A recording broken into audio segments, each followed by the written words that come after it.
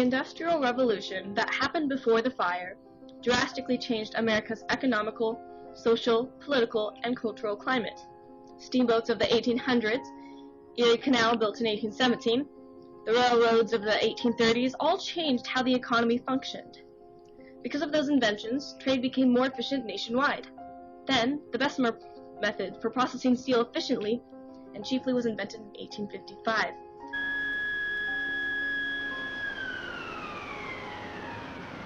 Carnegie Steel, utilizing this process, created his company that supplied cheap steel, which meant skyscrapers were no longer a fantasy. New York was exploding upwards, and that provided more space for newly arriving immigrants in the dumbbell tenements and for the company owners who wanted to rent floors for factories. In the same year, Singer sewing machines were introduced, making garments much faster and cheaper to produce. Then in 1879, Edison created the light bulbs that allowed factories to operate in the night. For the first time, working hours no longer ended at sunset, and product output increased. The demand for labor grew exponentially as more and more workers were needed, so immigrants, including the German, Irish, English, Italian, Russian, Polish, and Austro-Hungarians, came in great hordes to fill these positions.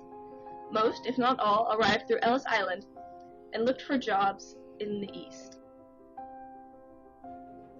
Factories of the 1900s employed a workforce of those millions of underpaid, underage immigrants. And before the wave of reform that occurred in the 1910s, there was little to no government regulation.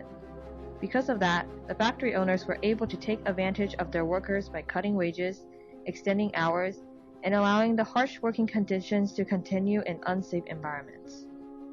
The Triangle Factory Fire was not the first disaster of this scale to occur in New York. Some similarly devastating events include the 1910 Newark Factory Fire, along with the Solcombe steamboat disaster of 1981, whose fire had killed a staggering 1,021 of the 1,342 passengers on board. Unfortunately, such disasters were soon forgotten and never garnered the strength and reform that the Triangle eventually accomplished. But even early on, it had seemed that, like these, the catastrophe at Ash Building was fading away. However, after a continuous barrage of protests and funeral marches, Tammany Hall was soon forced to acknowledge that something must be done.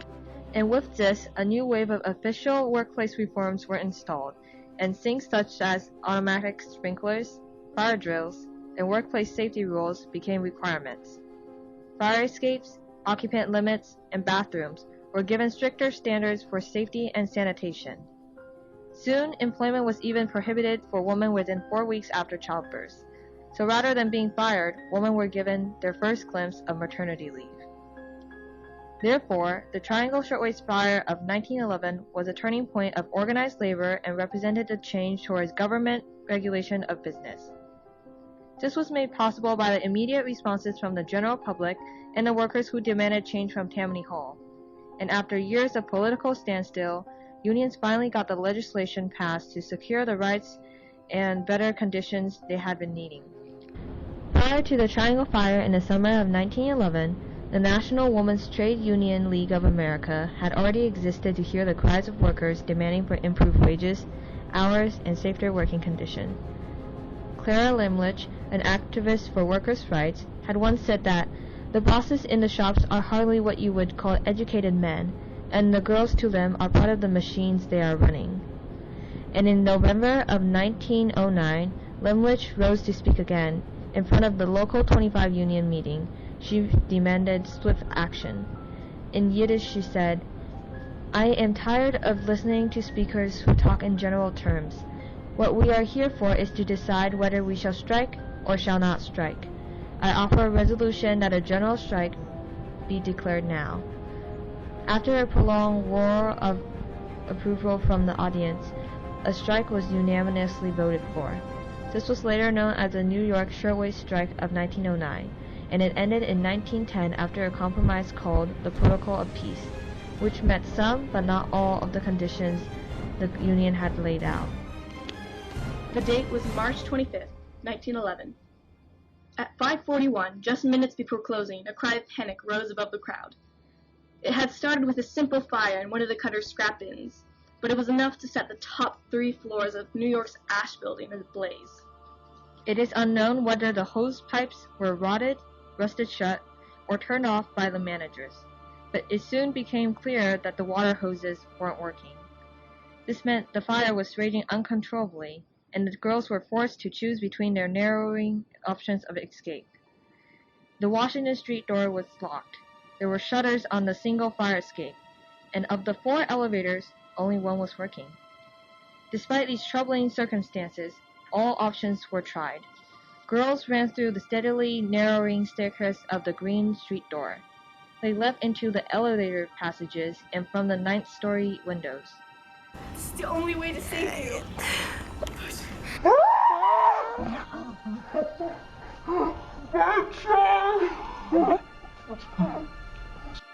Some even managed to make it into the fire escape, which also proved fatal because when it collapsed, none survived the fall.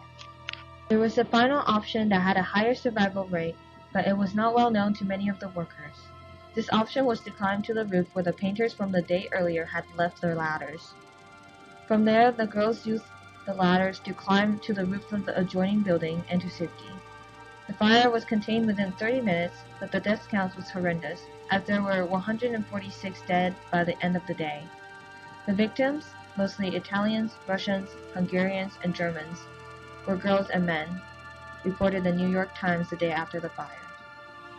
Later to be found that of the 146 dead, 7 and then 4 remain unrecognizable and unclaimed.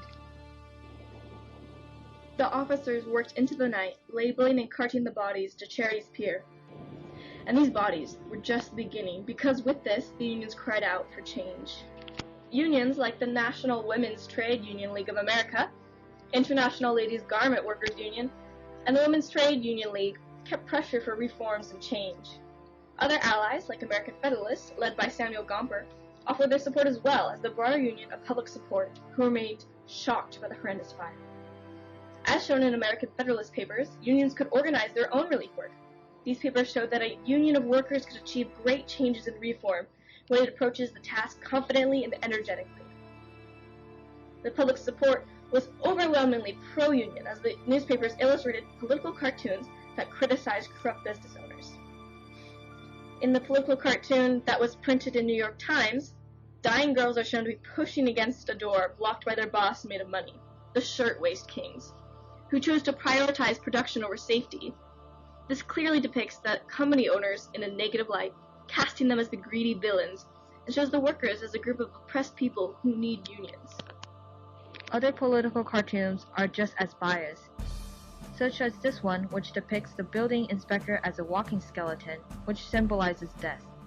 These cartoons also help to illustrate the result of the corruption that was rampant in the company during the time of the fire. Back then, inspectors were often bribed by the company owners to allow unsafe conditions to remain unreported. Furthermore, inspectors would come in at a pre-arranged date, which gave the owners of the factory plenty of time to stage a safe working environment. So with the public opinion overwhelmingly hostile towards the company owners, along with sympathy towards workers, union support gained strength and workers finally had a way to communicate concerns about the workplace. As an act of protest against dangerous working conditions and mourning the loss of 146 innocent workers, unions organized a march on April 5th, which had an attendance of 350,000 people, about 100,000 of them walking solemnly through the streets of the city as relentless, depressing rain fell. 250,000 more lined the route and watched in silence. It was, as the American noted, one of the most impressive spectacles of sorrow New York has ever known. Following the fire, numerous strikes and legislative reforms happened not only in New York, but nationwide, thus showing the signs of unions being extremely active. In just 1912, Massachusetts passed the first minimum wage law for women and minors. The Chicago newspaper strike occurred. IWW Free Speech fight took place in San Diego, California. New York City hotel strike happened, and the Lawrence textile strike, also known as the Bread and Roses strike, protest happened in Massachusetts as well. In 1913, 5 more major strikes occurred: the machinist strike and boycott, the Michigan copper strike, the Paterson, New Jersey strike, the rubber workers' strike, and the Studebaker's motor auto workers' strike. Back in New York, unions were demanding legislative reforms.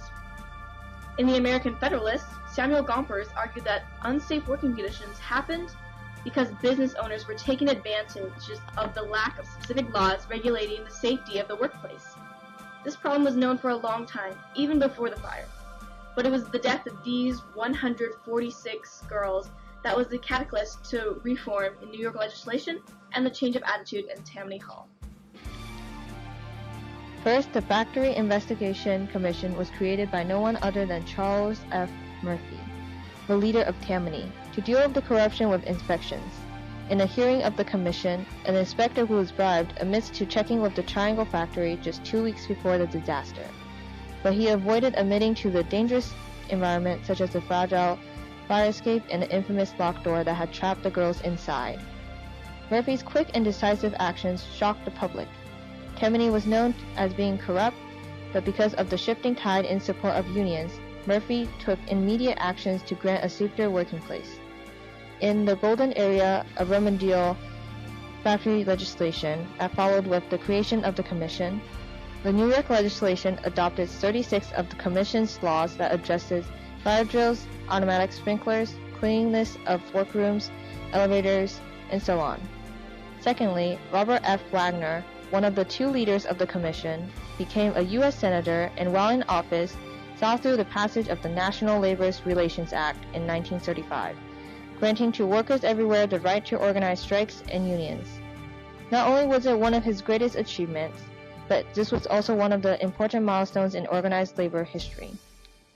Another milestone was New York City's creation of Bureau of Fire Prevention to streamline inspections, codes, and enforcement, which enforced the responsibilities of various city departments and agencies for inspections, code creation, and enforcement. The Bureau banned smoking in the factories, and it required building codes to have fire alarms, extinguishers, and hoses since the lack of functional safety equipment was missing on the fateful day of the fire. The Tammany Hall government, which had used corrupt patronage in the past to secure both business owners and workers' votes, now supported the workers demanding change because unions had become more powerful with the rallied public support to their side after the tragedy. Charles F. Murphy, the leader of Tammany, saw the fire as a way to win over the votes of the pro-union generation. In this way, the political system co-opted the concerns of both the public and the radical elements of the mass movement for change, and not only preserved itself, but became the hero of the day. Frances Perkins, a direct witness to the deaths, and later the first woman in the cabinet, gave lectures to where she expressed her belief that this problem could no longer be settled with tense compromises and with the feudal strikes of the past.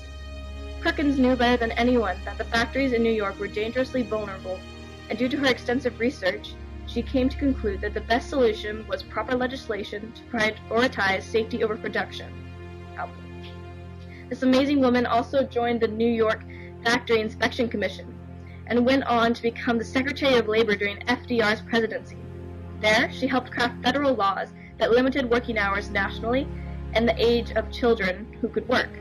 She set floors on wages and inaugurated the Social Security system, all for those innocent girls who died because of lack of government regulation. The tragedy of the Triangle Shirtwaist factory fire was repeated almost identically on September 11, 2012, not in America, but in Pakistan. Pakistan is the 10th largest country in terms of available human workforce, with almost 60 million people. Approximately 1 out of 5 people are employed in the industry sector. Like America in the Industrial Revolution, there is a controversial yet wide use of child labor. The conditions under which Pakistan's blue-collar labor works have often been raised by trade unions and workers' rights organizations, which is almost similar to the rise of unions and garment factories protesting safe working conditions that the United States had. Just like the Triangle Fire, this Pakistani fire was also the worst industrial fire of its time.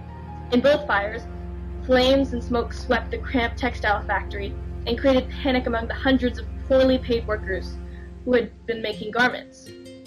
To get out of the building, the Pakistani workers barely had any options. It was common practice to keep the windows barred and the doors locked in order to prevent workers from leaving early, meaning that only one of the exits had been unlocked. This detail was repeated by survivors such as Muhammad Azam, who recalled that only one entrance was open, all the others were closed. In extreme desperation, some Islam fellows workers had flung themselves from the top floors of the 4-story building, but most died inside the building, burned alive while trying to reach the sole exit. This is very much like the Triangle Factory, where, to prevent theft, only one staircase was usable, and their saving elevator had failed shortly after the fire began. Another similarity was how the Pakistani workers flung themselves off the building, a chilling reminder of what happened in 1911. In Pakistan, textile industries are a major source of foreign output, but according to workers' rights advocates, the industry suffers from weak regulation characterized by lax oversight and corruption. Business owners often put profits over safety. How the industry suffers from corruption was the same as America in the 1900s. Because of the rapid advancements of cities and factories, the industry also suffered from weak regulation, like the bribing of officials and inspectors. Next, to streamline production, safety was compromised by the dangerous long tables that blocked the way to the exit. In fact, like the Triangle Factory, the Pakistani factory had passed a safety test only a few weeks prior to the fire.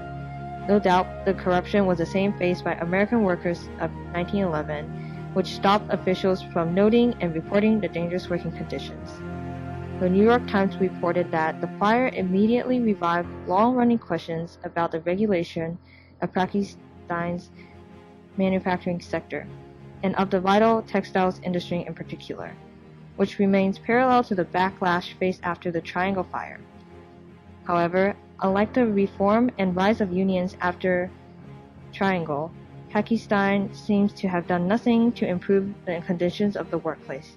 As Mr. Shah, a labor activist, said, 2 months down the road, what has changed? Nothing. It could happen again tomorrow. Triangle Shirtwaist Fire of New York, although not uncommon for its time, became a symbol of the industry's corruption and faults while exposing to the public the abuse inflicted upon the laborers. This was only made possible by the sustained efforts of the unions, the general public, and Tammany's Hall unusual interests to meet them halfway. The fire itself has gone down in history as a symbol of hazardous workplace safety, especially noteworthy for having the largest death toll in U.S. history. As for its long-term effect, the safety regulations that were passed within the years directly following the fire are still in place and highly enforced today. Among some examples, fire escapes are sturdy, firewalls are building codes, automatic sprinklers are ever-present, and fire extinguishers are always within reach. And without the public and government support of this event, all of these procedures for workplace safety would have never become commonplace across America, meaning that without this uprising of reform, America wouldn't be the America we know and love today.